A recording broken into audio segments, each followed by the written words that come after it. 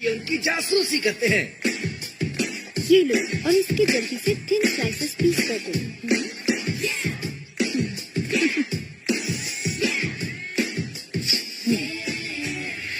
कैसे ये तुमको बताए हमने सारे सजाए हंसी कोई भी नहीं।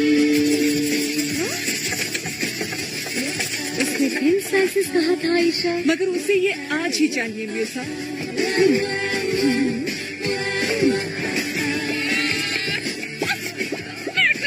हमें उसकी मिलकर मदद करनी है लोरेलाई।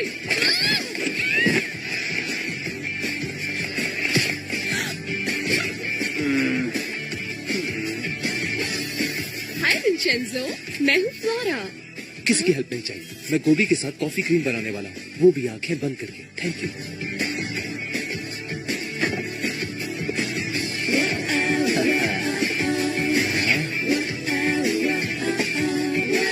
इतना बड़ा शेफ बनता है और इसकी रेसिपी तो खाने के काबिल भी नहीं लग रही। और शायद उसे इस बात की परवाह भी नहीं।